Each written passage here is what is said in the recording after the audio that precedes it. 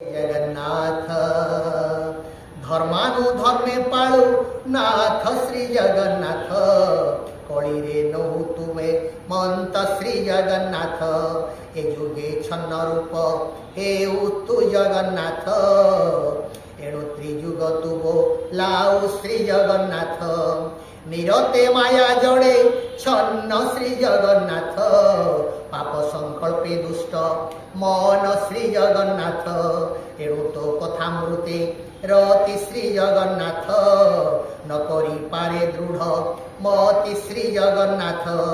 काम संकल्प मुआ तोरे श्री जगन्नाथ काहू जानिबी गति तोरे श्री जगन्नाथ जय श्री भागवत जय श्री भागवत जय श्री जगन्नाथ जय श्री जगन्नाथ ए देह इंद्रिय गुण श्री जगन्नाथ भोनाथ सावधाने सुण श्री जगन्नाथ आत्मन रही हृदगते श्री जगन्नाथ चलई इंद्रिय यते श्री जगन्नाथ भागवत कहते बड़ सुंदर कथा तुम इंद्रिय को जीव आमे आम इंद्रिय को आमर कंट्रोल भितर रखा दरकार भागवत कहते भागवत श्रवण कर भागवत पारायण कर भागवत प्रवचन कर द्वारा प्रथम गोटे काम आमको सिद्ध करने को पड़ो जे आमर इंद्रिय को संयत करने को पड़ो इंद्रियर श्रेष्ठ श्रेष्ठ इंद्रिय हूँ मन मनीषर श्रेष्ठ इंद्रिय हूँ मन आम मन को केमिति संयत करवा यदि आम मन को संयत करवा मन को उपयुक्त रास्तार नवा ताहले ए जीव उद्धार पाइब थरे जड़े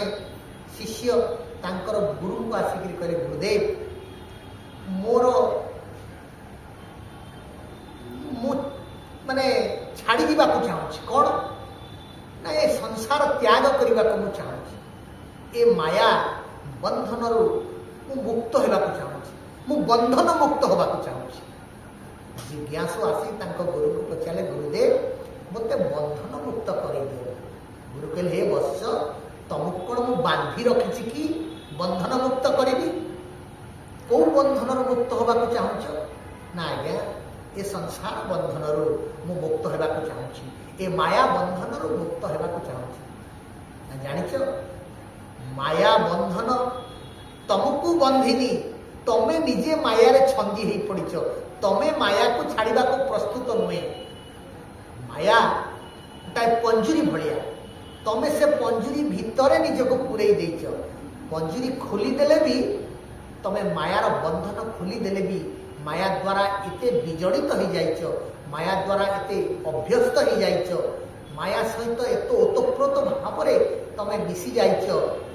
बाहर करने को सुजोग देले भी तम मन को तमे मायारू ये संसार जंजाल तमे अलगा करने को प्रस्तुत नुहे देख साधु कहले देख आस तांकर आश्रम भितर गोटाए पंजुरी भितर गोटे शुआटी अच्छी साधु कहले गुरु कहले हे वत्स देख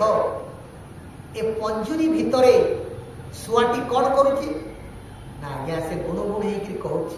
गुरु कहले कौन कहूची ना कहूची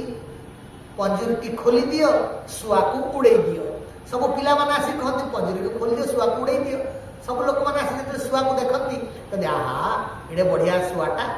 पंजुरी खोली दियो शुआटा को उड़े दियो ना सब पिला देखाणाहारी सब कथा कहती शुआ कौन करे आपण जो कथा कहते ताको अनुकरण करे तेणु लोक मैंने जहाँ कहती शुआ ताको मुखस्थ कर तेणु गुरुदेव पचारे हे वत्स शुआटी कौन कहूँ ना पंजुरी खोली दियो शुआ को उड़े दियो ना अच्छा या कहूँ तो सांगे सांग गुरुदेव पंजुरीटा को खोलीदेले शुआटी ता भीतर बाहरी आसिकी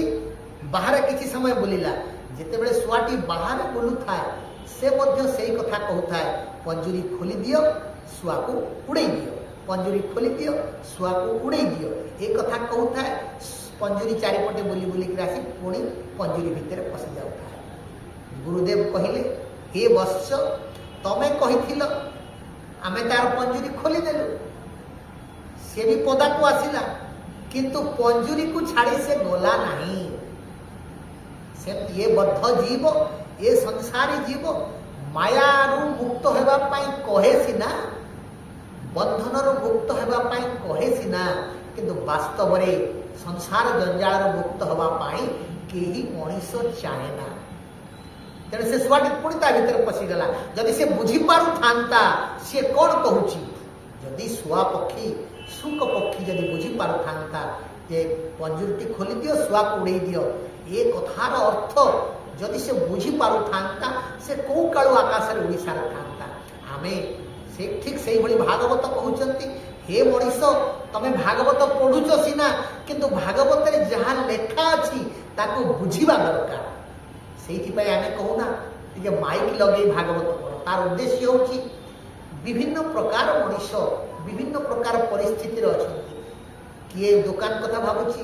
କିଏ ମଦ ଦୋକାନ କଥା ଭାବୁଛି, କିଏ ଘର ପରିବାରର ଜଞ୍ଜାଳ କଥା ଭାବୁଛି, କିଏ ବି ହରିଙ୍କର କଥା ଭାବୁଛି, କିଏ ବି ଭାଗବତ କଥା ଭାବୁଛି। ଆହା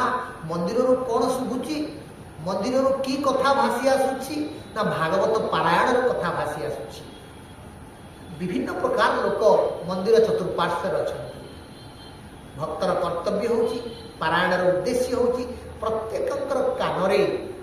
ହରିଙ୍କର ନାମ ହରିଙ୍କର କଥାକୁ ତାଙ୍କ କାନରେ ପହଞ୍ଚିବା ଦରକାର। ସେମାନଙ୍କର କର୍ଣ୍ଣ ଯାହା ପ୍ରତି ଉନ୍ମୁକ୍ତ ଥିବ ସେ ବିଜଡ଼ିତ ହୋଇ ଉଠିବେ, ସେ ଉତ୍ଫୁଲ୍ଲିତ ହୋଇ ଉଠିବେ, ସେ ଦାଦୁଲ୍ୟମାନ ହୋଇ ଉଠିବେ, ପ୍ରତିଧ୍ୱନିତ କରିବ ଭାଗବତର ସାର ତତ୍ତ୍ୱ, ଭାଗବତର ସାର ମର୍ମ। ସେଇମାନଙ୍କର ହୃଦୟ କନ୍ଦର ଭିତରେ ଜଗନ୍ନାଥ ବିରାଜମାନ କରିବେ ଏ ଭାଗବତର ବିଧାନରେ, ଏ ଭାଗବତର ଡାକରାରେ। ତେଣୁ ଆସନ୍ତୁ ସମସ୍ତେ ଉଦାତ୍ତ ଆତ୍ମନିବେଦନରେ କହିବା, ଜୟ ଭାଗବତ, ଜୟ ଜଗନ୍ନାଥ, ଜୟ ଜଗନ୍ନାଥ, ଜୟ